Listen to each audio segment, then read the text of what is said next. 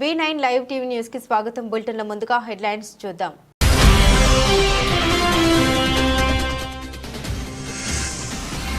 నగర ప్రజలకు తాగునీటి సమస్య లేకుండా చూస్తాం. పూర్తి స్థాయిలో సరఫరా చేసే దిశగా కూటమి ప్రభుత్వం చర్యలు తీసుకుంటుందన్న ఎమ్మెల్యే ఆదిరెడ్డి శ్రీనివాస్.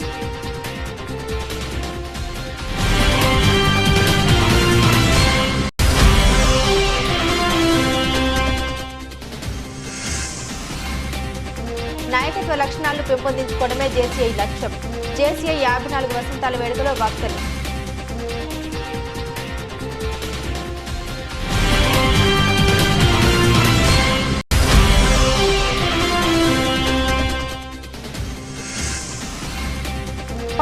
హాస్యనటు చక్రవర్తి పద్మశ్రీ రేలంగి కాంస్య విగ్రహ ఆవిష్కరణ.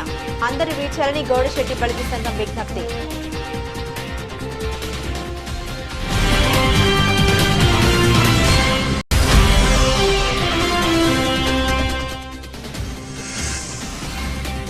స్వచ్ఛతా హీ సేవ మానవహారం కార్యక్రమాన్ని ప్రారంభించిన జిల్లా కలెక్టర్ పి ప్రశాంతి.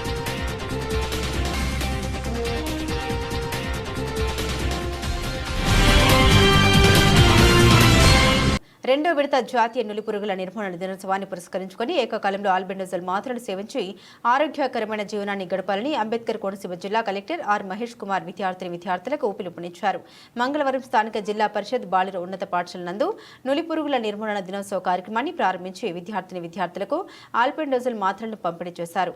ఈ సందర్భంగా ఆయన మాట్లాడుతూ జిల్లాలో 3,812 విద్యా సంస్థల్లో సుమారుగా 3,04,318 మంది 19 సంవత్సరాల లోపు పిల్లలను లక్ష్యంగా నిర్దేశించడం జరిగిందన్నారు. ఈ కార్యక్రమంలో డిఎంఐన్హెచ్ఓ ఓ దుర్గారావు, దొర అదనపు DMHO CHV Bharatalakshmi, ICDS PDM Jhansi Rani, DEO M Kamala Kumari, జిల్లా వైద్య సేవల సమన్వయాధికారి డాక్టర్ కార్తిక్, డిఐఓ సత్యనారాయణ, పాఠశాల ప్రధానోపాధ్యాయురాలు Rajeswari, RBSKNC coordinator John Levi తదితరులు పాల్గొన్నారు.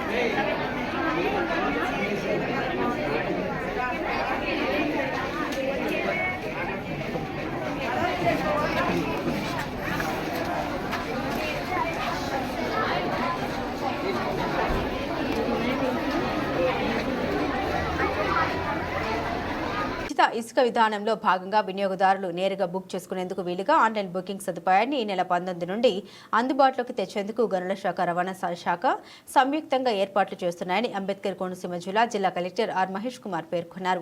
మంగళవారం అమలాపురం స్థానిక కలెక్టరేట్లోని జిల్లా కమిటీ సమావేశం జిల్లా కలెక్టర్ అధ్యక్షతన నిర్వహించారు. ఈ సందర్భంగా ఆయన మాట్లాడారు. ఇసుక దారి మళ్లకుండా ఇతరులు అధిక ధరలకు విక్రయించకుండా నిఘా ఉంచి పటిష్టమైన చర్యల్ని ప్రభుత్వం చేపట్టిందన్నారు. ఏపీ శాండ్ మేనేజ్మెంట్ పోర్టల్ యాప్ను అధికారులు సిద్ధం చేశారని, దీని అమలుపై తహసీల్దార్లు, మున్సిపల్ కమిషనర్లు, డిజిటల్ అసిస్టెంట్లు, గనుల శాఖలకు చెందిన ఉద్యోగులకు ఉచిత ఇసుకను ఎలా బుక్ చేయాలన్న అంశాలపై త్వరలో శిక్షణ కార్యక్రమాలు నిర్వహించడం జరుగుతుందన్నారు. ఇసుక డోర్ డెలివరీకి రవాణా ఛార్జీలను ఖరారు చేస్తూ ప్రభుత్వం ఉత్తర్వులు జారీ చేసిందన్నారు. ఈ కార్యక్రమంలో జిల్లా గనులు భూగర్భ శాఖ అధికారి Sairam Singh, assistant director Krishnamurthy, reality inspector K Sujatha, DTO Ashok Pratap Rao, సాంకేతిక సిబ్బంది హాజరయ్యారు.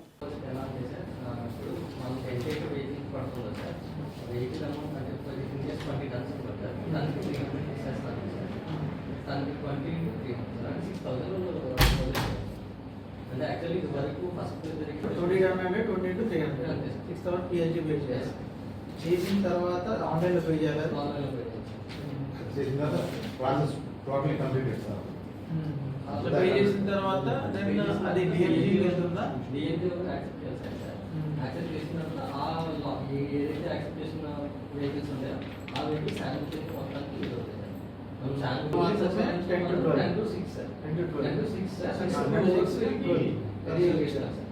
ఇందులో 100% లో కూడా 30% మాత్రమే 10 to 12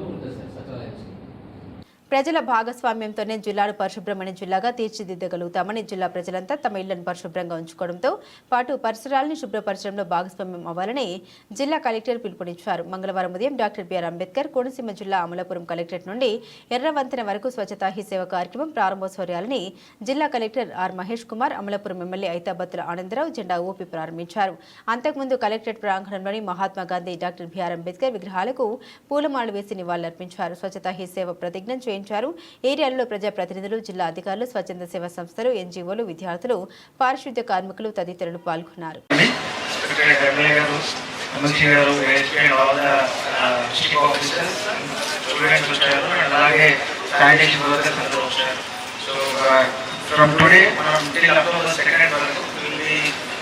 basically it's a routine activity, but కొంచెం డ్రైవ్ మోడ్ తీసుకెళ్ళాలి.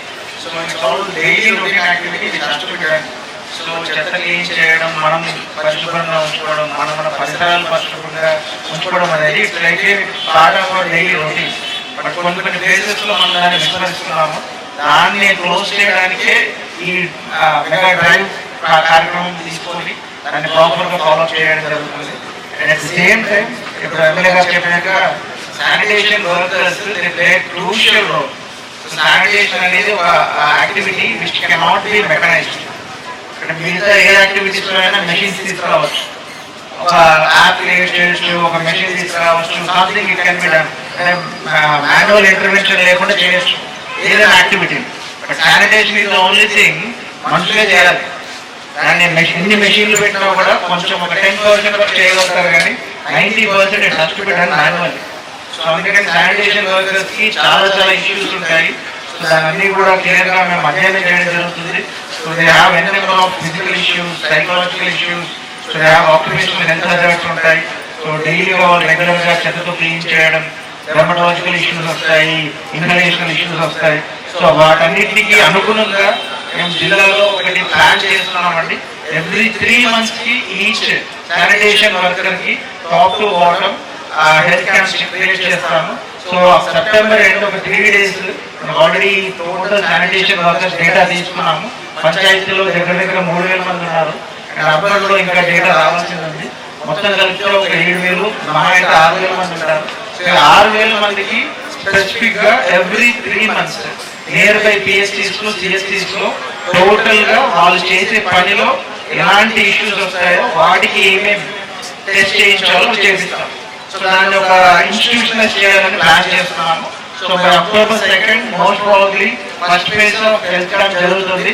సో October 2nd నుంచి ఎవ్రీ 3 months సో వీళ్ళకి వాళ్ళ యొక్క నియర్ బై ఉన్న పిఎస్టీస్లో హెల్త్ క్యాంప్ జరుగుతాయి రొటీన్గా. అండ్ ప్రతి ఒక్కరికి ఒక హెల్త్ ఐ కార్డ్ ఇవ్వడం జరుగుతుంది. ఇవన్నీ కూడా ప్లాన్ చేస్తున్నాము. అలాంగ్ విత్ బ్యాంకర్స్తో ఎలా చేయాలి, వీళ్ళకి సపరేట్గా ఇన్సూరెన్స్ ఏమైనా చేయాలా, వీళ్ళకి ఆల్రెడీ ఆరోగ్యశ్రీస్ ఉన్నాయా లేవా, హెల్త్ హజార్డ్స్ ఏమున్నాయి, సో వాళ్ళకి సైకలాజికల్ ఇష్యూస్ ఉంటాయి, రీఎడిక్షన్ సెంటర్స్లో వెళ్తున్నారా, సో ఇలా నెంబర్ ఆఫ్ ఇష్యూస్. సో వీటన్నిటిని కూడా ఆలోచించి ప్లానింగ్ ఇన్స్టిట్యూషనల్ చేద్దాం అనుకుంటున్నాము. సో డెఫినెట్గా మామూలుగా ఫస్ట్ వీక్ ఒక మంచి కార్యక్రమంలో ముందుకు రాబోతున్నాము. డెఫినెట్గా that will be helpful to everyone. Okay, so with this I am closed. Again, we can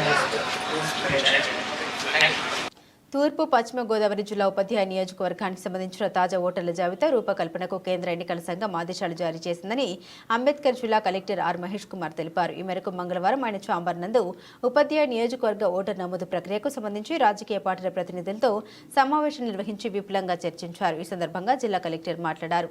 తూర్పు పశ్చిమ గోదావరి ఉపాధ్యాయ నియోజకవర్గం సంబంధించి అర్హత తేదీగా November 1 ఎన్నికల సంఘం నిర్ధారించిందన్నారు. ఈ మేరకు పబ్లిక్ నోటిఫికేషన్ జూలై 29న జారీ చేయడం జరిగిందన్నారు. ఆగస్టు 13న ఓటర్ నమోదు నిబంధన ప్రకారం పత్రికల్లో ప్రచురించడం జరిగిందన్నారు. ఆగస్టు 23న రెండవసారి పత్రికల్లో పునః ప్రచురించడం జరిగిందన్నారు. ఈ కార్యక్రమంలో బీజేపీ తరపున డి రాజేష్, వైఎస్ఆర్సీపీ తరపున సంసాని నాని, షేక్ అబ్దుల్ ఖాదర్, సిపిఎం తరపున కారం వెంకటేశ్వరరావు, బీఎస్పీ తరపున భవానీ, ఆమ్ ఆద్మీ తరపున సూర్యప్రకాష్ తదితరులు పాల్గొన్నారు. రాజమహేంద్రవరం నగర ప్రజలకు తాగునీటి సమస్య రాకుండా పూర్తి స్థాయిలో 2 పూటలు అందించే విధంగా చర్యలు చేపట్టనున్నామని రాజమహేంద్రవరం సిటీ ఎమ్మెల్యే ఆదిరెడ్డి శ్రీనివాస్ పేర్కొన్నారు.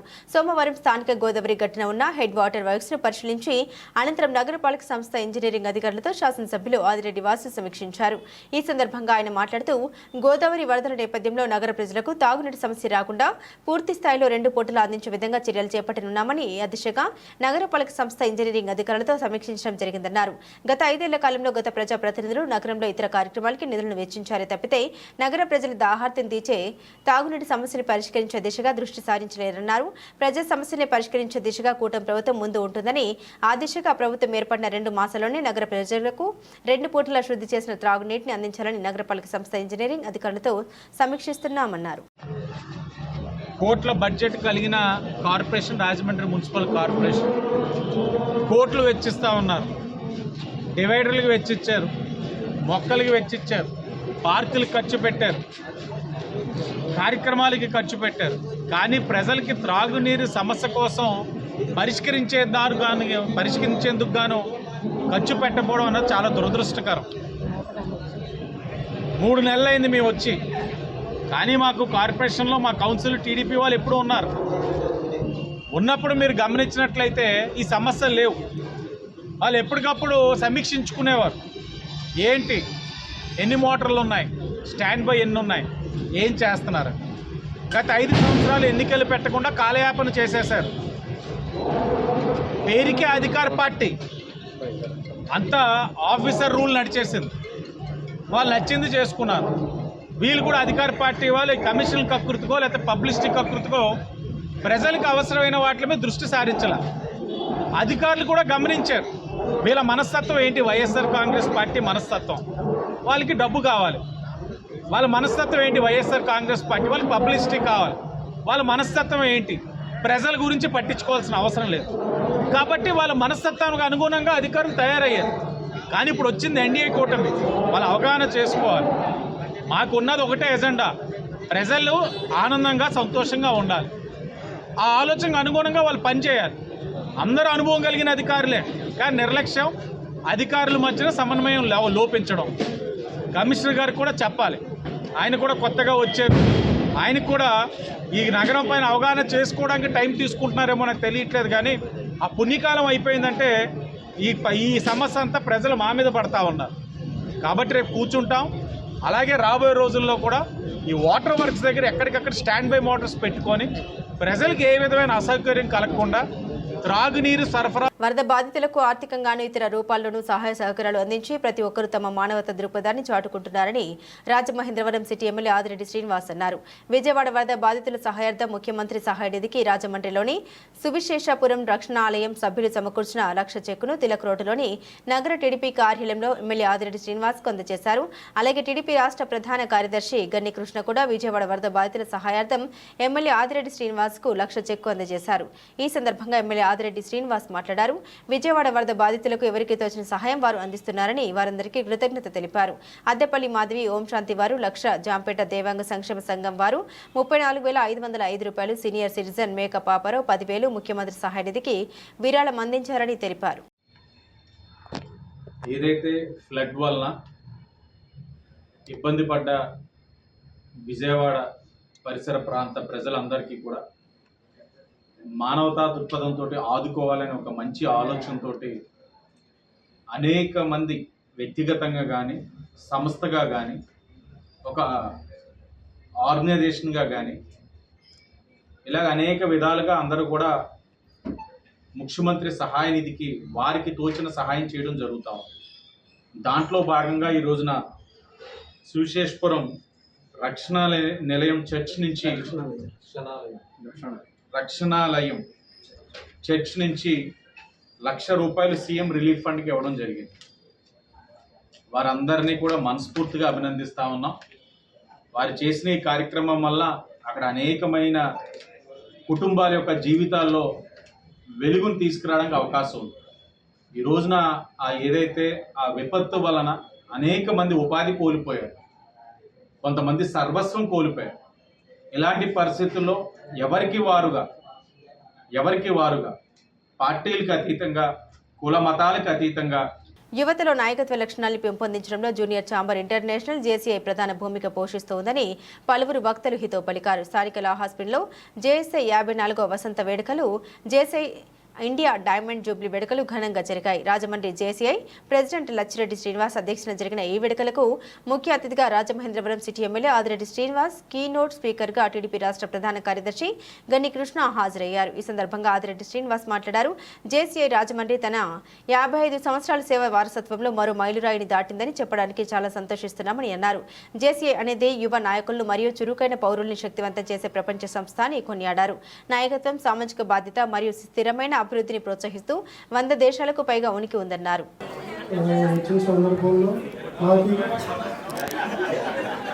నాకు అవార్డు ఇచ్చినందుకు మన ఎమ్మెల్యే గారు ఆదిరెడ్డి శ్రీనివాస్ గారికి నాకు కృతజ్ఞతలు తెలియజేసుకుంటూ నేను నమ్మే చిన్న ఏంటంటే మనం ఎవరికైనా హెల్ప్ చేస్తే ఏదో టైంలో మనకి హెల్ప్ కావాల్సినప్పుడు అది హెల్ప్ మనకు వస్తుందని నమ్మి క్రెడై రాజమహేంద్రవరం చాప్టర్ నిర్వహణలో 3 రోజుల పాటు జరిగిన ఎక్స్పో ఆదివారం రాత్రి ఘనంగా ముగిసింది. స్థానిక జేఎన్ రోడ్డులోని చెరుకూరి వీర్రాజు సుబ్బలక్ష్మి కన్వెన్షన్ సెంటర్లో జరిగిన ఈ ఎక్స్పో ముగింపు కార్యక్రమానికి బీజేపీ జాతీయ కార్యవర్గ సభ్యులు సోము వీర్రాజు హాజరయ్యారు. ఈ సందర్భంగా ఆయన మాట్లాడారు. నిర్మాణ రంగంలో వస్తున్న మార్పుల్ని, సాంకేతిక విధానాన్ని ప్రజలకు తెలియజెప్పే ఇలాంటి ఎక్స్పో నిర్వహిస్తున్న క్రెడై నిబద్ధతగా పనిచేస్తున్న అసోసియేషన్ ప్రతినిధుల్ని సోము వీర్రాజు అభినందించారు. క్రెడై చాప్టర్ గౌరవ chairman Buddiga Srinivas, chairman Suravarapu Srinivasarao, president Manyam ఫణికుమార్లు మాట్లాడారు. ఇల్లు కట్టుకోవడానికి, అపార్ట్మెంట్ కొనుక్కోవడానికి అందుబాటులో అన్ని వివరాలు ఉండేలా ప్రతి 2 ఏళ్లకోసారి నిర్వహిస్తున్న క్రెడై హోమ్ ఎక్స్పో ఈ ఏడాది కూడా విజయవంతంగా ముందుకు సాగడం తమకు ఆనందంగా ఉందన్నారు. ఇది ఆరో సందర్భంలో కన్జ్యూమర్స్కి అనేక అంశాలను పరిచయం చేస్తూ బిల్డింగ్ కన్స్ట్రక్షన్స్ ఉన్నటువంటి వారి యొక్క కన్స్ట్రక్షన్స్నే కాకుండా దేశంలో కన్స్ట్రక్షన్ హాస్య నట చక్రవర్తి పద్మశ్రీ రేలంగి వెంకటరామయ్య కాంస్య విగ్రహావిష్కరణ ఈ నెల 19వ తేదీ ఉదయం 10:30 గోదావరి గట్టుపై జరుగుతోందని గౌడ శెట్టి బలిజ సంఘం అధ్యక్షుడు రెడ్డి రాజు, గౌరవ అధ్యక్షుడు బుడ్డిగ శ్రీనివాస్, కన్వీనర్స్ గెద్దాడ హరిబాబు, మార్గాని చంటిబాబు, కోశాధికారి కొండేటి భీమారావు, బుడ్డిగ రవి, కొండలరావు వెల్లడించారు. ఈ విగ్రహ ఏర్పాటుకి సహకరించిన దాతలకు, వివిధ వర్గాల ప్రముఖులకు, అధికారులకు ధన్యవాదాలు తెలిపారు. అందరూ విచ్చేసి విజయవంతం చేయాలని కోరారు. స్థానిక వై జంక్షన్ ఆనం రోటరీ హాల్లో మంగళవారం ఏర్పాటు చేసిన మీడియా సమావేశంలో వారు మాట్లాడారు. బుడ్డిగ శ్రీనివాస్ మాట్లాడుతూ రంగస్థల నటుడిగా రాణించి సినీ రంగంలో తన నటనతో నవ్వులు పూయించి తెలుగు ప్రేక్షకుల మధ్యలో రేలంగి సుస్థిర స్థానం ఏర్పరచుకున్నారని పేర్కొన్నారు. ఆయన విగ్రహాన్ని కళలకు కానొచ్చి సంఘ సంస్కర్తలకు, స్వాతంత్ర్య సమరయోధులకు, పండితులకు నెలవైన రాజమండ్రిలో ఆవిష్కరించుకోవడం ఆనందంగా ఉందన్నారు. కాంస్య విగ్రహాన్ని ఆవిష్కరించే అరుదైన అవకాశం మా గౌడ చెట్టిబలిజ సంక్షేమ సంఘానికి దక్కింది. ఆ అవకాశం ఈ సంఘానికి దక్కడానికి ముఖ్య కారకులైనటువంటి మా సంఘీయులైనటువంటి సహకరించినటువంటి దాతలందరికీ కూడా ముందుగా పత్రికాముఖంగా పేరు పేరున నా హృదయపూర్వక నమస్కారాలు, ధన్యవాదాలు తెలియజేసుకుంటున్నాం. అలాగే ఈ యొక్క కార్యక్రమాన్ని మా సంఘం తరఫున సంకల్పించి మొదలుపెట్టగానే మొట్టమొదటి మాకు ప్రోత్సాహం అందించినటువంటి వ్యక్తి శ్రీ ఆదిరెడ్డి అప్పారావు గారు, పెద్దలు శ్రీ ఆదిరెడ్డి అప్పారావు గారు. అలాగే మరి టూరిజం, అలాగే సినిమాటోగ్రఫీ అంటే పర్యాటకం, సంస్కృతి, సినిమాటోగ్రఫీ మంత్రివర్యులు మిత్రులు శ్రీ కందుల దుర్గేష్ గారు చాలా కోఆపరేట్ చేశారు. అలాగే నగర ఎమ్మెల్యే శాసనసభ్యులు శ్రీ ఆదిరెడ్డి వాసు గారు, మేము కలెక్టర్ గారికి విజ్ఞాపన పత్రం ఇవ్వడం, వారందరూ కూడా సహకరించి, కలెక్టర్ గారు శ్రీమతి ప్రశాంతి గారు కూడా ఎంతో సహకరించి వారు కూడా ఒక 6 మంత్ కమిటీని అపాయింట్ చేసి దైవిక వాస్తుశిల్పి అయిన విశ్వకర్మ పుట్టినరోజును ప్రతి సంవత్సరం సెప్టెంబర్ 17వ తేదీన విశ్వకర్మ జయంతి వేడుకగా నిర్వహించుకోవడం జరుగుతుందని జిల్లా కలెక్టర్ పి ప్రశాంతి పేర్కొన్నారు. మంగళవారం ఉదయం కలెక్టరేట్ సమావేశ మందిరంలో విశ్వకర్మ జయంతి వేడుకలను పురస్కరించుకుని ఆయన చిత్రపటానికి పూలమాలు వేసి ఘనంగా నివాళులర్పించారు, పూజలు నిర్వహించారు. ఈ సందర్భంగా కలెక్టర్ పి ప్రశాంతి మాట్లాడారు. హిందూ పురాణాల ప్రకారం విశ్వకర్మ స్వయంభుగా ప్రపంచ సృష్టికర్తగా పరిగణించబడ్డ మహోన్నత వ్యక్తి అని పేర్కొన్నారు. శ్రీకృష్ణుడు పరిపాలించిన పవిత్రమైన ద్వారక నగరాన్ని, పాండవుల కోసం ఇంద్రప్రస్థ రాజభవనాన్ని నిర్మించిన గొప్ప ఆర్కిటెక్చర్ అన్నారు. హిందూ సనాతన ధర్మంలో దివ్య వడ్రంగిగా విశ్వకర్మ మహోన్నత శిఖరాలు అధిరోహించిన మొట్టమొదటి వ్యక్తిగా గుర్తింపు పొందారని పేర్కొన్నారు.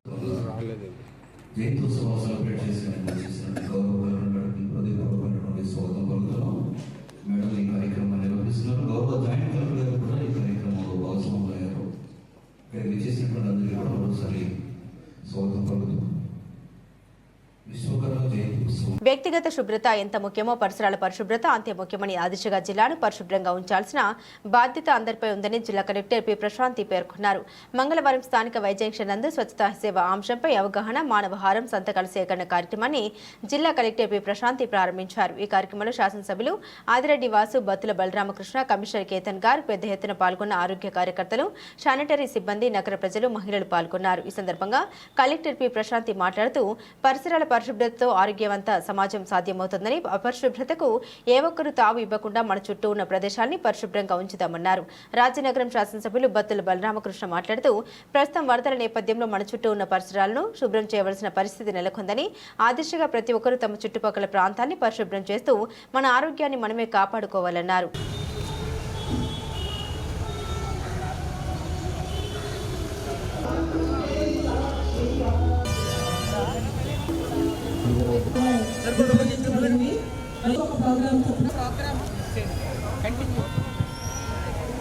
షెడ్యూల్ తయారు చేసుకున్నాం కదా, అది వాట్సాప్ రూపంలో మన గౌరవ కలెక్టర్ గారు మరియు ప్రజాప్రతినిధులు, మా కమిషనర్ గారు, సారథి గారు, అదేవిధంగా మన ఎంపీ గారు, మినిస్టర్ గారు అందరినీ కూడా జరుగుతుంది. ఈ కథలోని ప్రజలకు అవసరమైన పర్యావరణాన్ని మనం ఏదైతే వాళ్ళు అంటారు ఒక్కరి యొక్క బాధ్యత, ఇది ప్రతి ఒక్కరి యొక్క బాధ్యత. మనం ఒక కార్యక్రమం తీసుకున్నామనంటే దాని ముఖ్య ఉద్దేశం ప్రజల నుంచి ఒక మార్పు రావాలి, మీ పరిసర ప్రాంతాలన్నీ కూడా శుభ్రంగా ఉండాలి. ఎంతో విజయవంతం చేయాల్సిన అవసరం ఉంది. ప్రస్తుతం ఈ యొక్క వరదల వల్ల సీజన్ వ్యాధులు బాగా ఎక్కువ చేస్తాం. దానివల్ల ఈ పరిశుభ్రం అనేది చాలా ముఖ్యమైనటువంటి అంశం. కాబట్టి ప్రతి ఒక్కరు కూడా గణనాథుని ఆశీస్సులతో గణేష్ నవరాత్రి ఉత్సవాలను వైభవంగా నిర్వహించామని రాజమహేంద్రవరం గణేష్ ఉత్సవ కమిటీ అధ్యక్షులు శ్రీమతి జోకంపూడి విజయలక్ష్మి పేర్కొన్నారు. సోమవారం నాడు రాజమహేంద్రవరం పుష్కర్ ఘాట్ వద్ద సృష్టి గణపతి నవరాత్రి ఉత్సవాలు ముగింపు సందర్భంగా స్వామివారికి ప్రత్యేక పూజ కార్యక్రమాలు నిర్వహించారు. స్వామివారికి నిర్వహించిన పూర్ణాహుతి హోమం కార్యక్రమాల్లో మాజీ ఎమ్మెల్యే జోకంపూడి రాజా పాల్గొని స్వామివారికి ప్రత్యేక పూజలు నిర్వహించారు. సాయంత్రం పసుపు కుంకుమతో రూపుదిద్దుకున్న సృష్టి గణపతి స్వామివారి యొక్క పసుపు కుంకుమను జోకంపూడి విజయలక్ష్మి చేతుల మీదుగా భక్తులకు వితరణ చేశారు. ఈ సందర్భంగా జోకంపూడి విజయలక్ష్మి మాట్లాడారు. పర్యావరణ పరిరక్షణ కోసం పెన్నులు, గాజులు, నాణాలు, లడ్డులు ఇలా ఒక్కో ఏడాది ఒక్కో విధంగా గణపతి ప్రతిష్ఠ చేసి ఉత్సవాలు ముగిశాక వాటిని ప్రసాదంగా భక్తులకు అందించామని, ఈ ఏడాది పసుపు కుంకుమతో రూపుదిద్దుకున్న సృష్టి గణపతిని కూడా అదే మాదిరిగా భక్తులకు వితరణ చేయడం జరిగిందన్నారు.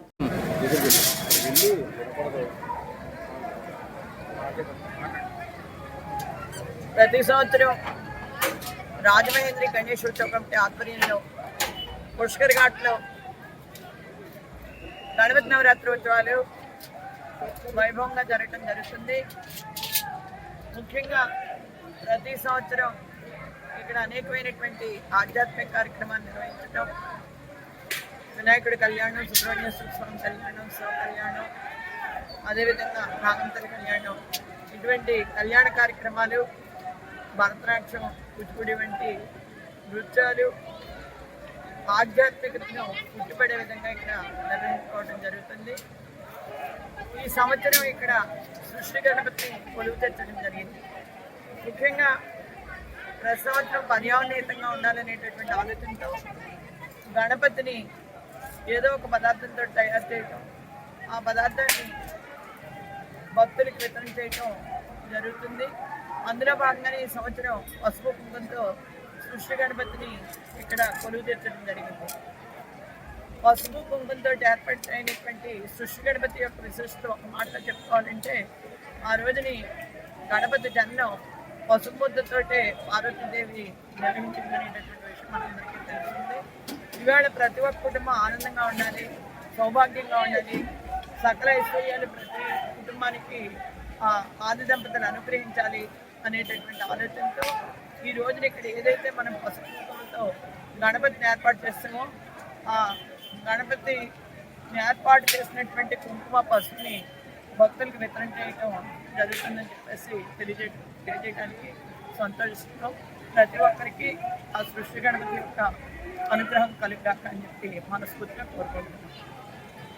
నంద్యాల పట్టణంలోని గాంధీ చౌక్ వద్ద మహాత్మా గాంధీ విగ్రహానికి పూలమాలలు వేసిన అనంతరం స్వచ్ఛతా హీ సేవ కార్యక్రమంలో పాల్గొన్న జిల్లా కలెక్టర్ శ్రీమతి రాజకుమారి ఘనియా, ఎమ్మెల్సీ ఇషాక్ బాషా, మున్సిపల్ చైర్పర్సన్ మాబునిసా తదితర అధికారులు పాల్గొన్నారు. ఈ సందర్భంగా జిల్లా కలెక్టర్ మాట్లాడారు.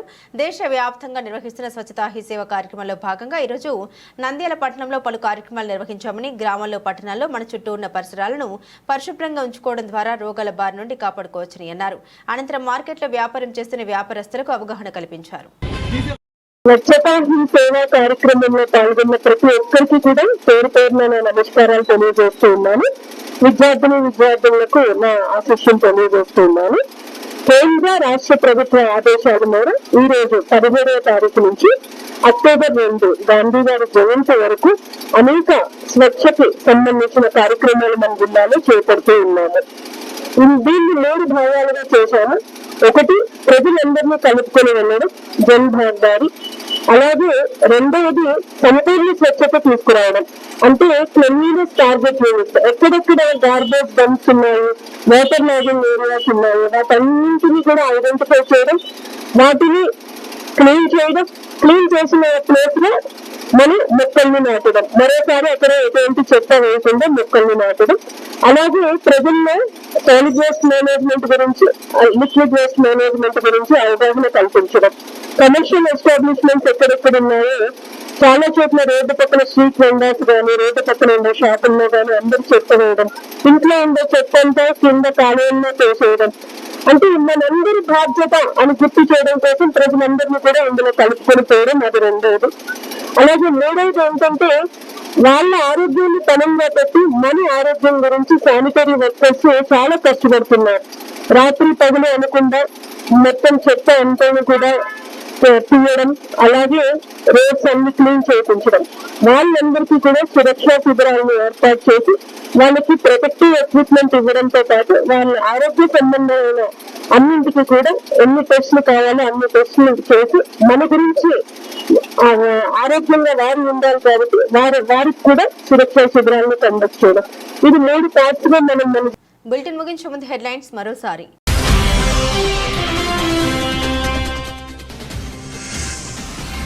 నగర ప్రజలకు తాగునీటి సమస్య లేకుండా చూస్తాం. పూర్తి స్థాయిలో సరఫరా చేసే దిశగా కూటమి ప్రభుత్వం చర్యలు తీసుకుంటుందన్న ఎమ్మెల్యే ఆదిరెడ్డి శ్రీనివాస్.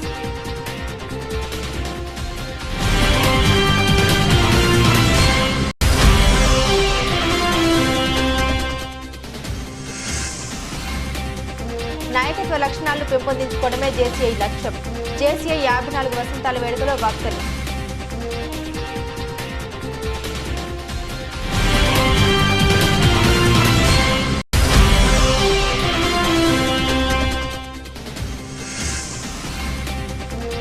హాస్యనటు చక్రవర్తి పద్మశ్రీ రేలంగి కాంస్య విగ్రహ ఆవిష్కరణ. అందరూ వీడ్చాలని గౌడశెట్టి బలిజీ సంఘం విజ్ఞప్తి.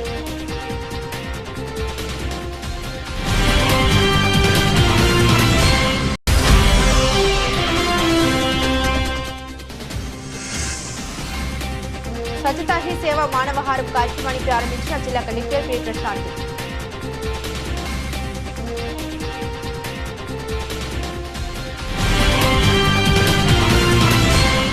ఇవి బులెటిన్లోని విశేషాలు. తిరిగి మరో బులెటిన్తో మళ్ళీ కలుసుకుందాం. అంతవరకు సెలవు.